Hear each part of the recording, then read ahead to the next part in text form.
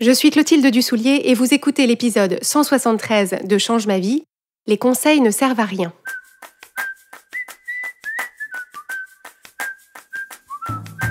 Bienvenue sur Change ma vie, outils pour l'esprit. Je suis Clotilde Dussoulier, Master Coach certifié, et sur ce podcast, je vous livre chaque semaine des outils précis et concrets pour comprendre les mécanismes de votre cerveau et de vos émotions et construire exactement la vie à laquelle vous aspirez. Cette semaine, je veux aborder avec vous l'idée des conseils et en particulier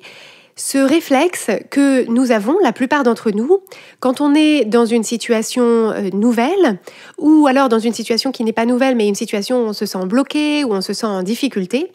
Ce réflexe qu'on a de demander des conseils à des personnes qui, selon nous, ont quelque chose de plus que nous. Donc, ça peut être des personnes de notre entourage, des personnes qu'on connaît dans la vraie vie, ou ça peut être des personnes qu'on va contacter,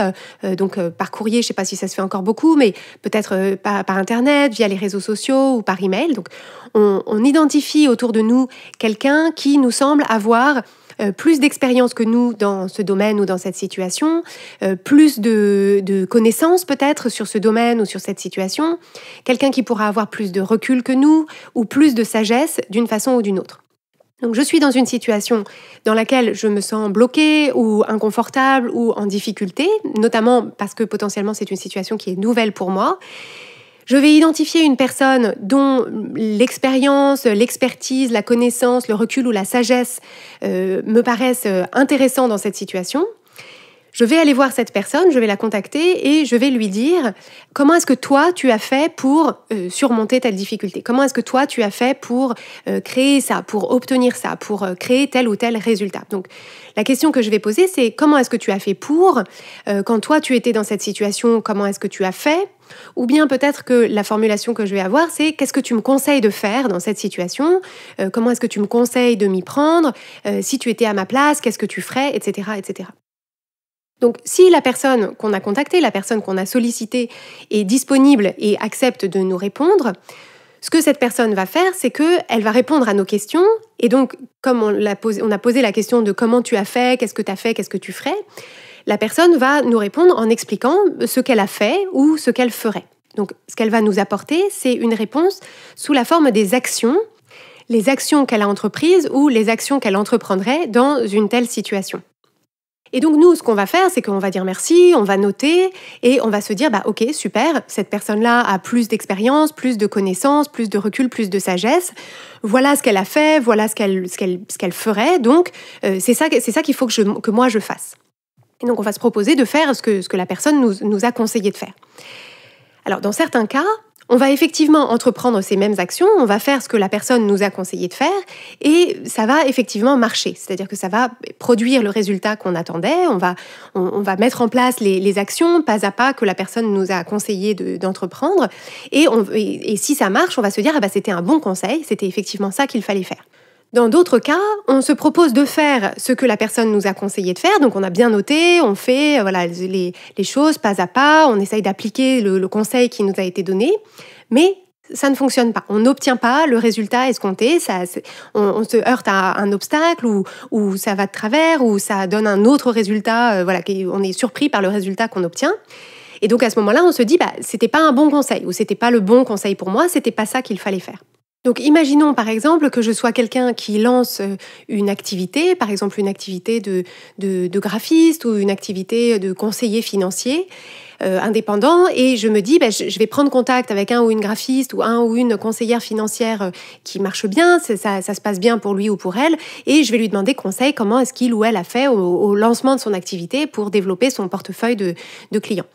Et donc peut-être que, par exemple, c'est ce graphiste ou ce conseiller financier ou cette conseillère financière que je contacte me dit moi, ce qui a vraiment hyper bien marché, c'est que je suis allée dans des événements de networking de tel ou tel type, à tel ou tel endroit et très rapidement, je me suis fait des contacts, j'ai présenté mon offre et là, j'ai pu développer mon portefeuille de clients et puis après, ça a été le bouche à oreille. Donc là, moi, je vais me dire, super, je vais aller à des événements de networking et je vais faire ce que la personne m'a conseillé. Et si effectivement ça fonctionne, c'est-à-dire que j'établis des contacts qui deviennent des clients et que ça marche bien, je vais me dire super, c'était un bon conseil. Et donc en fait la clé, c'est d'aller à des événements de networking. Si ce n'est pas le cas, si ça ne fonctionne pas, à ce moment-là, je vais me dire « Ah bah non, en fait, les événements de networking, ça ne fonctionne pas ou ça ne fonctionne plus, ou en tout cas, ce conseil-là, peut-être qu'il a marché à une époque, mais moi, ça n'a rien donné, donc c'était pas un bon conseil. » Dans les deux cas, on a mis en place les actions que l'autre personne nous conseillait de mettre en place, et que ça ait donné des résultats ou que ça n'ait pas donné des résultats, c'est-à-dire les résultats escomptés ou un autre résultat qui n'était pas celui qu'on voulait, le problème dans les deux cas, c'est qu'on est complètement passé à côté de ce qui détermine en réalité le succès ou l'échec de nos actions. Ce qui détermine en réalité le succès ou l'échec de nos actions, ce ne sont pas nos actions en elles-mêmes, c'est le raisonnement en amont. C'est le pourquoi est-ce qu'on fait ça, pourquoi est-ce qu'on fait ça de cette façon-là, à ce moment-là, à cet endroit-là. Et par ailleurs, ce qui détermine le succès ou l'échec de nos actions, c'est le moteur émotionnel de nos actions, c'est-à-dire le comment on se sent quand on est en train d'entreprendre ces actions. Donc ce que ça veut dire, c'est que je peux mettre en place les mêmes actions qu'une autre personne qui est arrivée à ses fins en entreprenant ces actions, qui a créé pour elle-même le résultat que moi j'aimerais créer pour moi-même. Donc je peux entreprendre ces mêmes actions. Si je n'ai pas une compréhension claire, si je n'ai pas intégré et si je ne me suis pas approprié pour moi-même la stratégie plus large dans laquelle cette action s'inscrit, non seulement je risque de ne pas réellement entreprendre ces actions-là de la bonne façon, mais surtout, je n'aurai aucune faculté d'adapter ces actions-là à ma situation propre et je n'aurai aucune faculté de rebondir, de changer mon fusil d'épaule et de réévaluer si la première tentative échoue. Si quelqu'un m'a conseillé de participer à des événements de networking et que je le fais parce qu'on m'a conseillé de le faire, mais que je n'ai pas intégré pour moi-même cette action-là dans une stratégie plus générale, c'est-à-dire pourquoi est-ce que j'y vais, qu'est-ce que c'est l'objectif quand j'y vais, à quoi est-ce qu'il faut que je prête attention, à qui est-ce qu'il faut que je parle et pourquoi. Ce qui va se passer, c'est que je risque d'aller à des événements de networking en me disant je fais ce qu'on m'a conseillé de faire, je suis à des événements de networking, mais les personnes à qui je vais parler, comment est-ce que je vais leur parler, est-ce que je parle de mon offre, est-ce que je ne parle pas de mon offre, quel est le but de ces relations que j'ai envie de nouer, est-ce que c'est tout de suite trouver des clients, est-ce que c'est trouver des personnes qui pourraient être prescripteurs ou prescriptrices de mon offre, etc. Si je n'ai pas l'idée de quelle est la stratégie générale dans laquelle ça s'inscrit,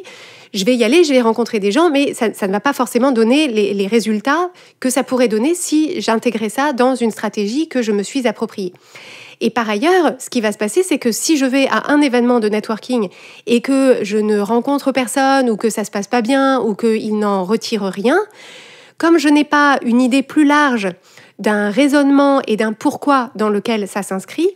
je vais être bloquée, c'est-à-dire je vais me dire, qu'est-ce qu'on fait? Est-ce que je continue à aller à des événements de networking ou est-ce que c'est que celui-là n'était pas le bon ou est-ce que c'est mon comportement ou ma façon d'aborder les gens qui n'était pas la bonne? Donc en fait, finalement, je vais entreprendre des actions un peu aveuglément sans avoir le contexte. Et donc si je fais aveuglément sans avoir le contexte, ça veut dire que je ne suis pas non plus en mesure d'apprendre de mes actions, d'apprendre du résultat que je crée à chaque pas sur ce chemin-là,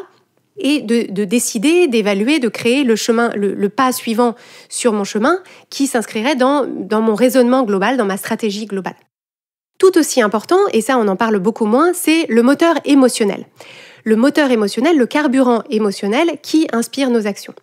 Parce que les mêmes actions, selon qu'on les entreprend avec un carburant émotionnel de bonne qualité, comme par exemple la motivation, la curiosité, l'ouverture, le courage,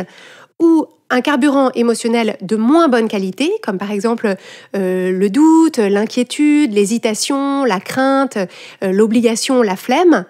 ne donneront pas du tout les mêmes résultats. Si on reprend l'exemple des événements de networking, si une personne m'a suggéré d'aller à des événements de networking en disant moi c'est comme ça que ça m'a vraiment, c'est ça qui m'a permis de développer mon portefeuille de clients, cette personne-là, peut-être qu'elle avait des pensées au sujet des événements de networking, au sujet des personnes qu'elle pourrait rencontrer, au sujet de ce que ça pourrait donner, qui créaient pour elle des émotions qui étaient très agréables, de motivation, encore une fois, de curiosité, d'ouverture, de connexion, d'enthousiasme, d'intérêt, etc. Et donc, le fait d'aller à des événements de networking, de parler à certaines personnes en leur parlant d'une certaine façon, tout ça a été complètement infusé de son énergie émotionnelle, son carburant émotionnel. La personne pourrait me donner son script exact sur sa présentation de son offre et me dire précisément il faut que tu parles à telle personne, il faut que tu lui en parles, que tu ne lui parles pas de l'offre, parle-lui de tel autre truc, essaye d'obtenir ça, essaye de voir ça, pose-lui ces questions, etc. Si moi j'y vais la mort dans l'âme en me disant moi ça me gonfle, mais enfin il faut que je le fasse parce que c'est ça qui marche et c'est ça qu'on m'a conseillé, mais je sais pas, je suis pas à l'aise, qu'est-ce que vont penser les gens, etc. Et que du coup je ressens moi du doute, de l'inquiétude, de l'anxiété et de l'obligation, il est évident que ces rencontres-là que je vais faire ne vont pas du tout donner le même résultat, quand bien même je dirais exactement les mêmes mots, exactement aux mêmes personnes. Et c'est pour ça que j'ai intitulé cet épisode « Les conseils ne servent à rien ». En fait, ce n'est pas exactement que les conseils ne servent à rien, c'est qu'un conseil « fais ceci, fais cela, si j'étais toi, je ferais ci, si j'étais toi, je ferais ça, moi, c'est comme ci ou c'est comme ça que j'ai fait », pris isolément en termes d'action, ça ne sert à rien. C'est trop incomplet pour que ça ait une véritable utilité. En réalité, ce qui nous est vraiment utile, ce qui nous sert véritablement en chemin vers les résultats qu'on veut créer, c'est de recueillir l'ensemble de ces éléments. C'est d'interroger la personne qui se prête à l'exercice et qui accepte de nous écouter et de nous donner des conseils, de recueillir à la fois ce que cette personne a fait dans une situation similaire ou ce qu'elle ferait dans notre situation, mais aussi et surtout, pourquoi est-ce qu'elle a fait ça? Pourquoi est-ce qu'elle ferait ça? Donc, quel est son raisonnement? Quelle est la stratégie qu'elle met en place? Quel est le contexte dans lequel elle pense que telle ou telle action serait favorable, serait judicieuse, serait utile? Et, tout aussi important, quel était son état émotionnel quand il ou elle a entrepris ces actions? Ou quel serait son état émotionnel en entreprenant telle ou telle action que la personne juge judicieuse ou utile ou pertinente dans cette situation? Donc l'idée, c'est de recueillir à la fois le pourquoi, donc la stratégie, le raisonnement qui conduirait cette personne à entreprendre ces actions, mais aussi l'énergie émotionnelle qui a servi de carburant à ces actions passées qui ont été couronnées de succès ou qui animerait les actions que cette personne entreprendrait à notre place dans notre situation. Et une fois qu'on a recueilli ça, ce qui, entre parenthèses, donnera lieu à une conversation et un échange largement plus intéressant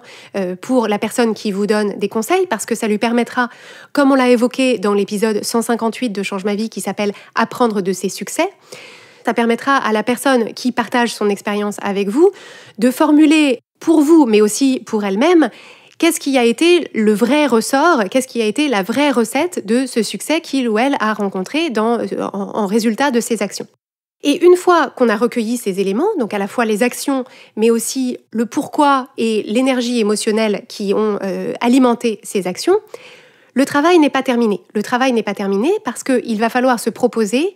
de s'approprier ce pourquoi, parce que le pourquoi de la personne à qui on parle n'est pas forcément notre pourquoi. Ce qui l'anime, son raisonnement, sa stratégie, ne sont pas forcément exactement appropriés pour nous. Peut-être qu'on ne s'y reconnaît pas, peut-être qu'on y voit des améliorations ou des modifications qu'on voudrait y apporter. Donc on va s'approprier ce pourquoi, d'abord bien le comprendre, puis l'intégrer, le modifier pour soi, l'adapter pour soi. Et une fois qu'on aura affiné pour nous-mêmes ce pourquoi, affiné pour nous-mêmes l'approche plus générale, la stratégie plus générale dans laquelle on se place pour entreprendre nos actions, ce dont on va s'apercevoir, c'est que ce pourquoi, ce raisonnement, cette approche, cette stratégie vont générer pour nous un certain état émotionnel. Et donc, on va pouvoir questionner cet état émotionnel en se disant, est-ce que ce pourquoi il me parle? Est-ce que ce pourquoi il crée pour moi de la motivation, de l'enthousiasme, de l'ouverture? Tout carburant émotionnel dont on a dit tout à l'heure que c'était un carburant émotionnel plutôt favorable à ce que nos actions portent leurs fruits.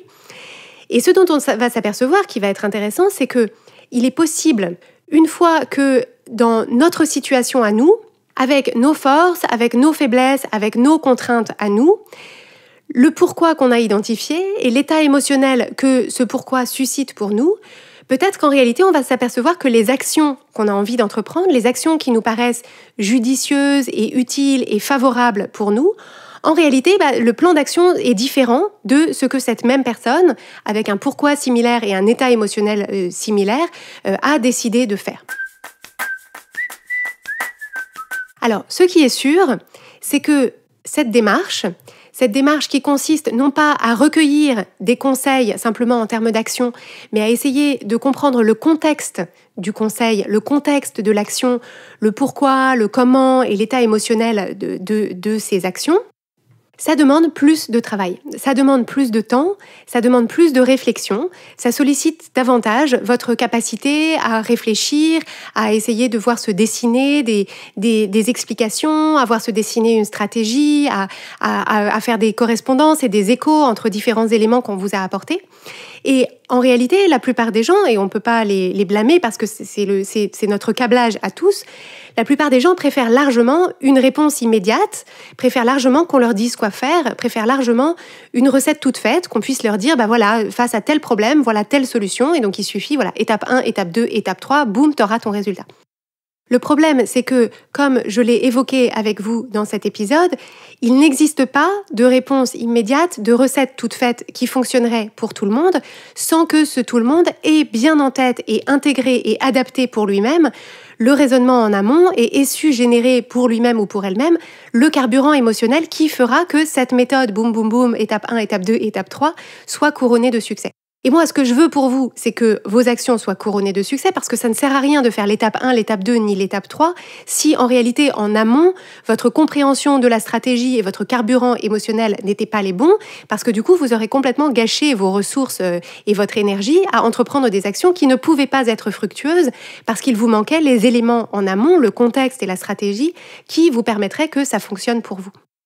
J'ajoute que c'est un des rôles majeurs que je joue auprès des personnes que j'accompagne en tant que coach. Les personnes qui viennent à moi, ce sont des personnes qui veulent créer quelque chose dans leur vie, obtenir quelque chose dans leur vie, vivre quelque chose dans leur vie. Dans certains cas, ce sont des choses que j'ai moi-même créées, où j'ai créé des choses similaires, où j'ai vécu des choses similaires, où j'ai eu des succès qui sont similaires à ceux qu'elles veulent créer pour elles-mêmes. Mais mon rôle en tant que coach n'est jamais de donner des conseils ou de faire des recommandations en termes d'action. Mon rôle n'est jamais de dire « moi, quand j'étais dans cette situation, j'ai fait ci ou j'ai fait ça, donc je te conseille de faire la même chose », ni « moi, si j'étais dans ta situation, voilà ce que je ferais, voilà comment je m'y prendrais, voilà où j'irais, voilà à qui je demanderais, est-ce que tu n'as pas essayé de ci, est-ce que tu n'as pas essayé de ça ». Mon rôle en tant que coach, c'est d'aider la personne qui vient me voir, de l'aider à mettre en place la stratégie qui va être juste pour elle. Le raisonnement dans lequel s'inscrit son questionnement, dans lequel s'inscrit ce qu'elle veut créer pour elle, et donc de définir pour elle-même ce pourquoi, ce raisonnement, cette stratégie, pour qu'elle puisse elle-même générer le carburant émotionnel qui va lui être le plus utile pour aller au-devant de ce qu'elle veut créer et qu'ensuite les actions qu'elle entreprend soient toutes fructueuses, la fassent toutes avancer parce que ce seront les actions justes, judicieuses et appropriées pour elle, pour sa situation, pour ses forces, pour ses contraintes et par rapport à son pourquoi, sa stratégie, l'approche qu'elle a envie, elle, de mener. Et ce dont on s'aperçoit, c'est que à force d'entreprendre cette démarche, c'est-à-dire à force de demander conseil, de dire je ne sais pas quoi faire, qu'est-ce que je peux faire, comment tu ferais à ma place, etc. Et à force de se proposer de réintégrer cette question-là, de se poser cette question-là pour soi-même, de s'appuyer sur l'expérience des autres, mais en la faisant passer par notre propre filtre de ce qui est bon, de ce qui est juste, de ce qui est judicieux pour nous. En réalité, ce faisant, on construit notre propre capacité à trouver nos propres solutions.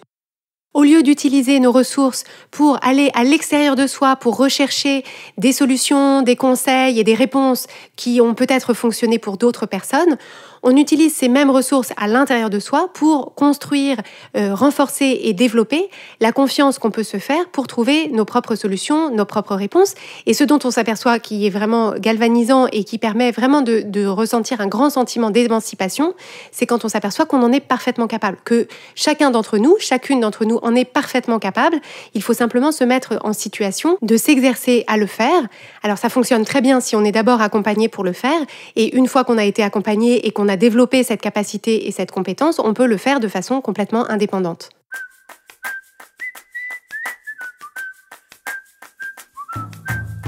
Pour ne manquer aucun épisode de Change ma vie, abonnez-vous au podcast sur la plateforme de votre choix. N'hésitez pas à laisser un avis et à partager le podcast avec les gens que vous aimez, c'est le meilleur moyen de le soutenir.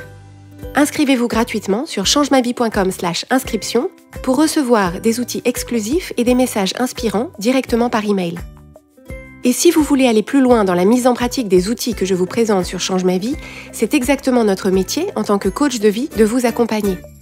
Le programme de coaching que nous proposons est fait sur mesure pour les femmes qui travaillent, qui ont des enfants et qui ont du mal à trouver leur épanouissement au milieu de tous ces rôles qu'elles jouent. Pour en savoir plus et déposer votre demande, rendez-vous dès aujourd'hui sur changemavie.com/coaching. Nous avons hâte d'échanger avec vous.